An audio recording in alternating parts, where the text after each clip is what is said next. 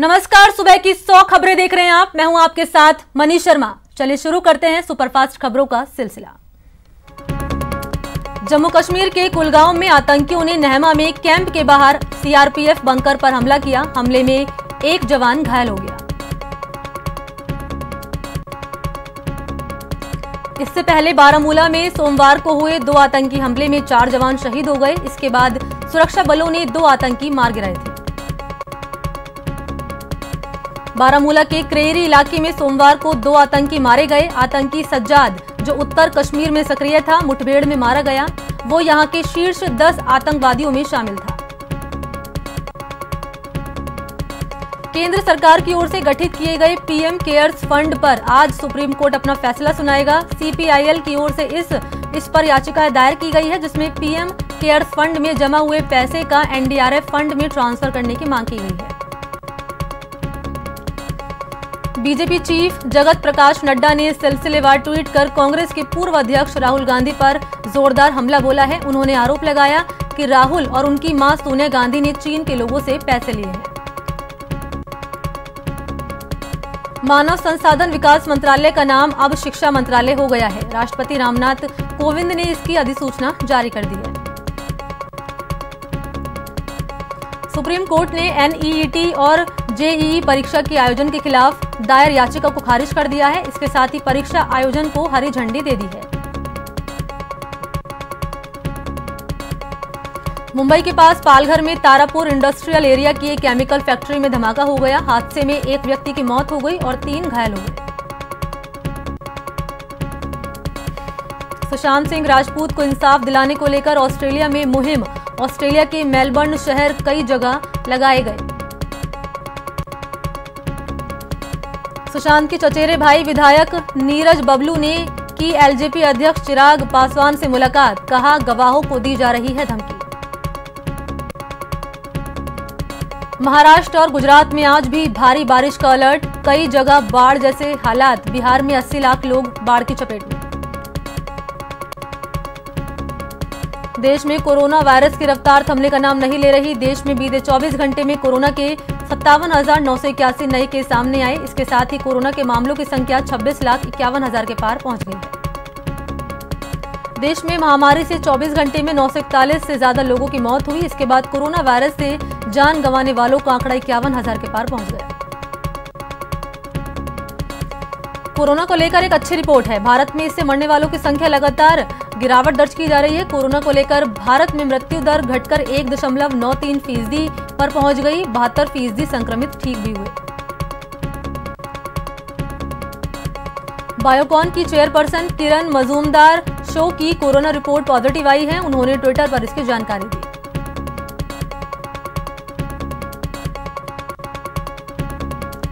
राष्ट्रवादी Congress party प्रमुख शरद पवार के मुंबई स्थित घर पर 6 सुरक्षा कर्मियों की कोरोना रिपोर्ट पॉजिटिव आई है। कोई भी पवार के संपर्क में नहीं था। उनकी रिपोर्ट नेगेटिव आई है।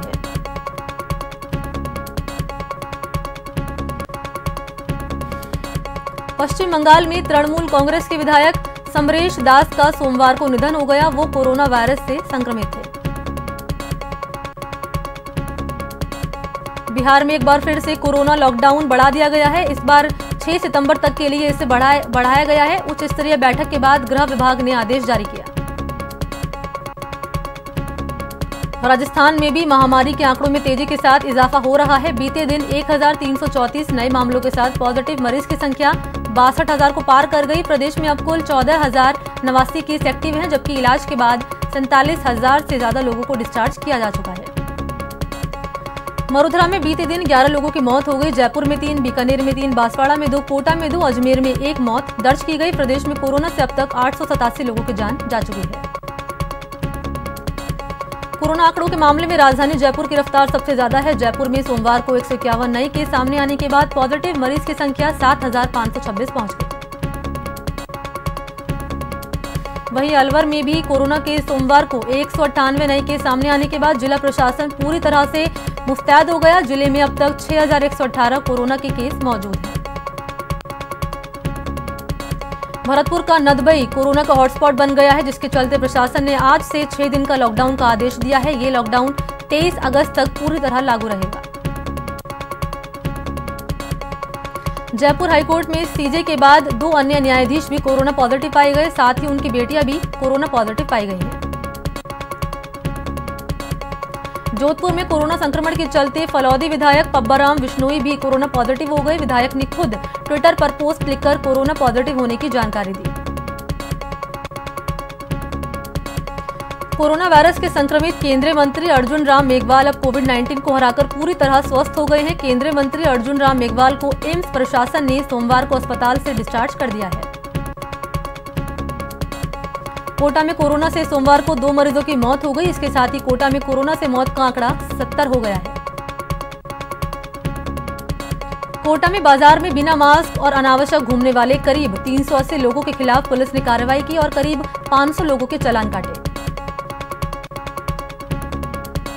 कोरोना की जंग जीतकर कोटा के इटावा पहुंचे सीएचसी अस्पताल के डॉक्टर का भव्य स्वागत किया गया। सीएचसी स्टाफ की ओर से ढोल की थाप के साथ माला पहनाकर मिठाई खिलाकर डॉक्टर आरसी मीणा का स्वागत किया गया।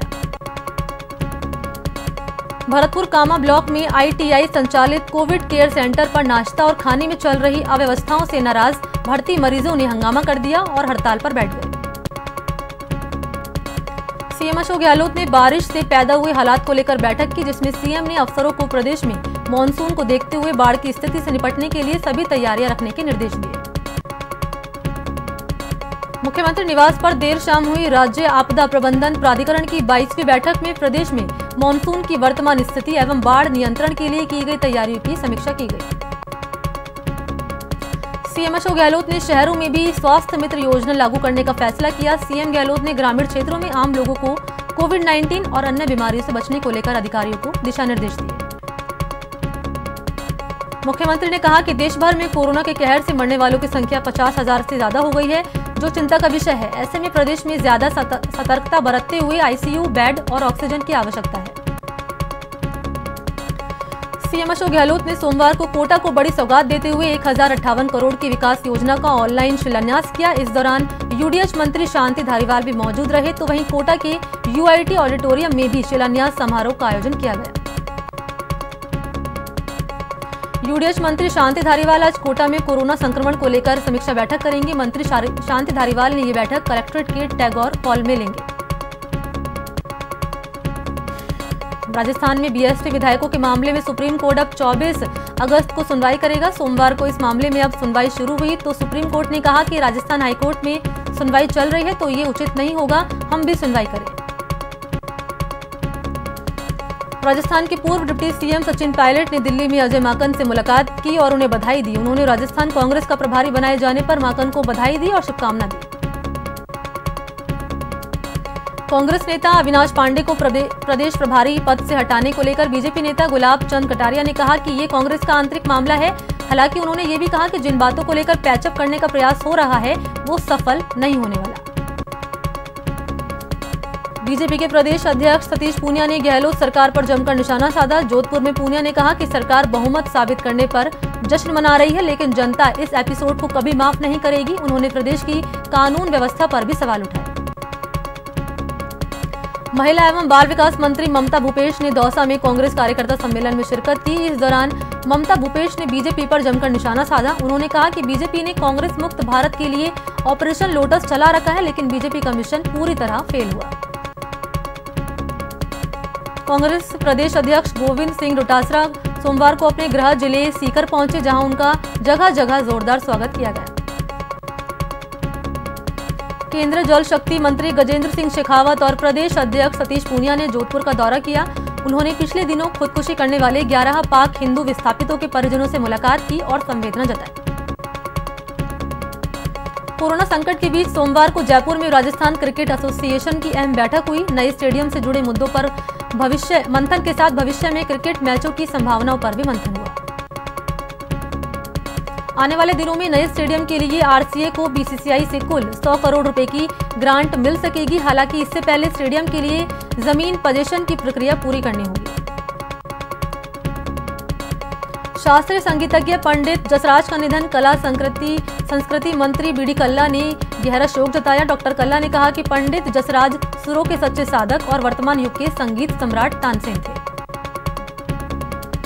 खेल राज्य मंत्री अशोक चांदना आज नैनवा दौरे पर जाएंगे। इस दौरान वो नैनवा कांग्रेस कार्यालय में कार्यकर्ताओं की बैठक लेंगे और जन सुनवाई करेंगे।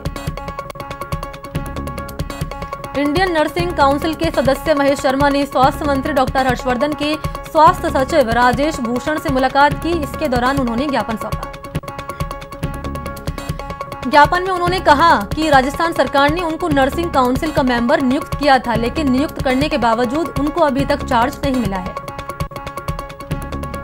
बीजेपी नेता वसुंधरा राजे ने ट्वीट कर राजस्थान की प्रेरणा को सलाम किया। राजे ने ट्वीट में लिखा, अपने नाम की तरह हमारी प्रेरणा भारत के लिए, बेटे बेटियों के लिए प्रेरणा है। बूंदी नगर परिषद के सभापति महावीर मोदी को कार्यकाल खत्म होने से कुछ दिन पहले निलंबित कर दिया गया है। निलंबन की वजह पहले से विचाराधीन न्यायिक जांच बताया जा रहा है। श्रीगंगानगर के सादुलशहर विधायक जगदीश चंद्र जांगिड़ ने सोमवार को सादुलशहर विधानसभा क्षेत्र के विभिन्न गांवों में विकास कार्यों का शिलान्यास किया। प्रदेश की पुलिस, जेल और होमगार्ड महकमे के स्थायी कार्मिकों को अब वर्दी और किट भत्ते के तौर पर हर साल एक मुश्त 7,000 रुपए मिलेंगे। सीएम गहलोत ने इस प्रस्ताव को मंजूरी दे दी है। पुलिसकर्मियों और उनके परिजनों के लिए प्रदेश भर में कल्याण केंद्र संचालित किए जाएंगे। पुलिस मुख्यालय में सर्कुलर जारी कर कल्याण केंद्रों के संचालन की कार्यवाही शुरू करने के निर्देश दिए गए। इन केंद्रों में पारिवारिक आयोजन समेत सभी प्रकार की गतिविधियां संचालित हो सकेंगी। प्रदेश में अब जलदाय विभाग की पाइपलाइन में रजिस्टर्ड प्लम्बर ही पेयजल कनेक्शन ले सकेगा। प्लम्बर को विभाग के XEN कार्यालय में 10,000 रुपए जमा करवाकर अपना रजिस्ट्रेशन करवाना होगा। जलदाय विभाग ने 2008 में जारी आदेश को वापस ले लिया है। पिछले 12 साल से कोई भी प्लम्बर विभाग की पाइपलाइन से कनेक्शन ले सकता था।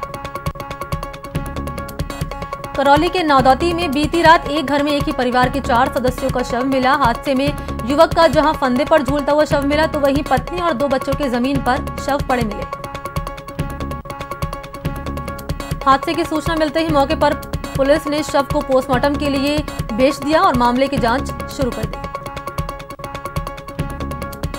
पाली के जतारण थाना क्षेत्र में दीवार निर्माण को लेकर 2 पक्षों में जमकर झड़प हुई। इस दौरान दोनों पक्षों में जमकर लात, घूंसे और डंडे चले।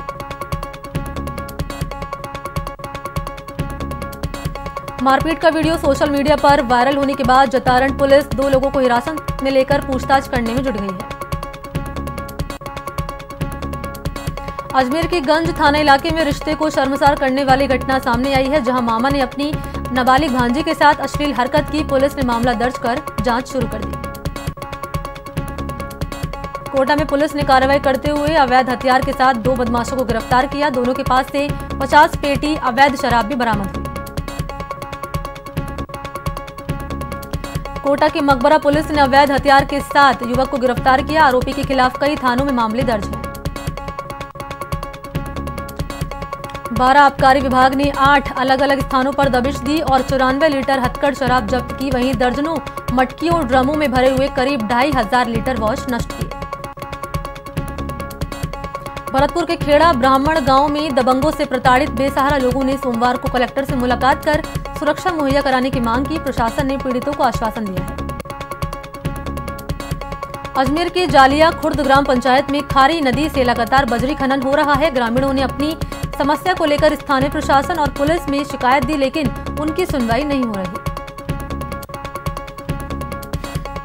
बाड़मेर में सरपंच की हत्या मामले में पुलिस ने 24 घंटे के भीतर मुख्य आरोपी को गिरफ्तार कर लिया। मामले में पुलिस ने एक अन्य आरोपी को भी गिरफ्तार किया है।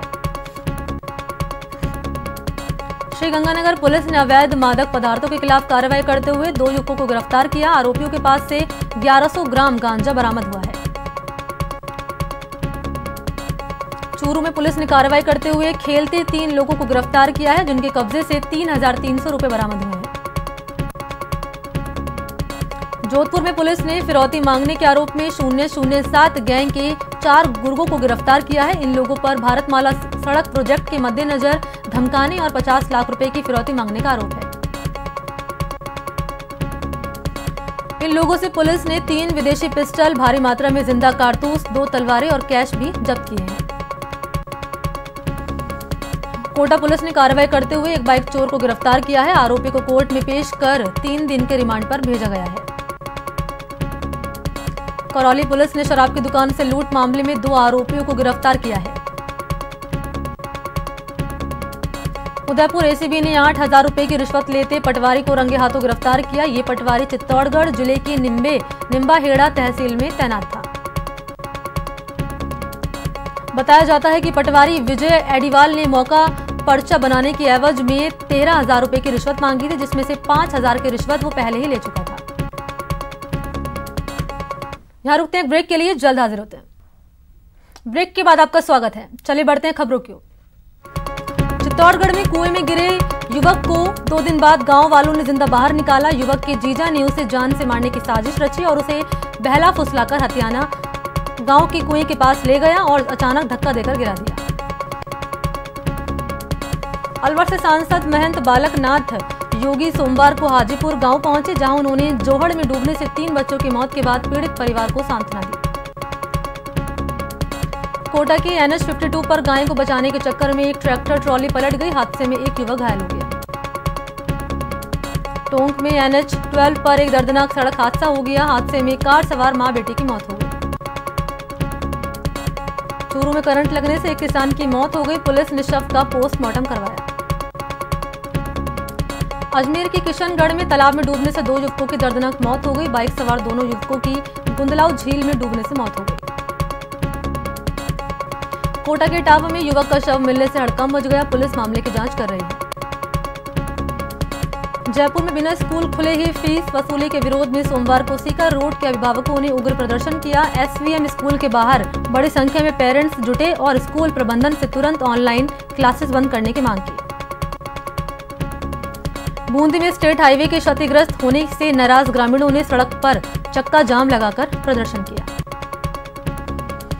अजमेर में सोमवार को आम आदमी पार्टी के कार्यकर्ताओं ने कलेक्ट्रेट के बाहर प्रदर्शन किया। वो सीएम से प्राइवेट फाइनेंस कंपनियों के खिलाफ कार्रवाई करने और उनसे लोन लेने वाली महिलाओं की मदद करने की मांग कर रहे थे। सवाई माधोपुर के गंगापुर सिटी विधायक रामकेश मीणा अपने जन्मदिन पर तिरंगा बना केक काटकर विवादों में फंस गए। साल 2016 में आयोजित SI भर्ती परीक्षा में कटौती हुए पदों को दोबारा भरने की मांग को लेकर उम्मीदवारों ने जयपुर CMO को ज्ञापन दिया और कटौती हुए 227 पदों पर दोबारा भर्ती की मांग की। अजमेर के जालिया खुर्द ग्राम पंचायत की खारी नदी में हो रही बजरी खनन के खिलाफ ग्रामीणों ने कलेक्टर को ज्ञापन सौंपा और बजरी माफिया समेत स्थानीय प्रशासन के खिलाफ कार्रवाई की मांग की। ग्रामीणों का कहना है कि भारी वाहन के लगातार गुजरने से गाँव की सड़कों की हालत खराब हो चुकी है। दौसा के मंडावरी थाना क्षेत्र में हुए मूक बधिर बालिका के साथ गैंगरेप मामले में सोमवार को दौसा में अलग अलग जगह बड़े प्रदर्शन हुए। दौसा में पिछले 5 महीने से कमीशन नहीं मिलने के चलते राशन डीलरों ने कलेक्ट्रेट पर प्रदर्शन किया और 1 सितंबर से राशन वितरण बंद कराने की भी चेतावनी दी। बीकानेर में बिजली, पानी और टिड्डियों की परेशानी को लेकर भारतीय किसान संघ लगातार अपना विरोध जता रहा है। किसान संघ ने कलेक्ट्रेट पर अपना विरोध जताया। इस दौरान कार्यकर्ताओं ने एकत्रित होकर सरकार के सामने अपनी मांग रखी। जयपुर में सोमवार को किसानों ने रैली निकालते हुए कलेक्ट्रेट पहुंचे और मुख्यमंत्री के नाम जिला कलेक्टर को ज्ञापन सौंपा। 20 अगस्त तक मांगे नहीं माने जाने की सूरत में किसानों ने 21 अगस्त से जिला मुख्यालयों पर धरने देने की चेतावनी दी। करौली के हिंडौन में भूमि विवाद को लेकर विश्व हिंदू परिषद और बजरंग दल ने कलेक्टर के नाम SDM को ज्ञापन सौंपा। भरतपुर के संभागीय आयुक्त कार्यालय में सोमवार को अवैध खनन की रोकथाम को लेकर बैठक आयोजित हुई। संभागीय आयुक्त ने मेवात इलाके के कामा पहाड़ी क्षेत्र में हो रहे अवैध खनन पर नाराजगी जताते हुए खनन को रुकवाने के निर्देश दिए। भरतपुर में सोमवार को तकनीकी खराबी के चलते खेतों में भारतीय सेना की हेलीकॉप्टर की आपात लैंडिंग हुई। करीब आधे घंटे बाद हेलीकॉप्टर को सुधारा गया और वो आगे की उड़ान भर सका। प्रदेश में 20 अगस्त से प्रस्तावित इंदिरा रसोई योजना को लेकर जयपुर नगर निगम की ओर से तैयारियां की जा रही हैं। जिला कलेक्टर की अध्यक्षता में गठित कमेटी की ओर से जयपुर में इंदिरा रसोई चलाने के लिए 20 स्थान चयनित किए गए, जिनमें से अब विभिन्न तरह के कार्य नगर निगम की ओर से करवाए जा रहे हैं। जयपुर वासी अब जल्द ही चांदपोल से बड़ी चौपड़ के बीच मेट्रो की सवारी कर सकेंगे। जयपुर मेट्रो फेज 1B के लिए कमिश्नर ने सेफ्टी सर्टिफिकेट जारी कर दिया है।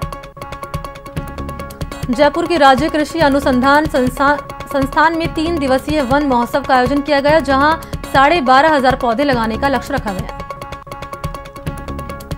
जयपुर में बीते दिनों हुई भारी बारिश से नुकसान का जिला प्रशासन ने सोमवार को भरपाई के लिए सर्वे कार्य शुरू कर दिया है। अजमेर के पुष्कर में करीब आधे घंटे की बारिश से इलाके में पानी भर गया, जिससे स्थानीय लोगों के साथ ही बाहर से आने वाले श्रद्धालुओं को भी परेशानी का सामना करना पड़ा।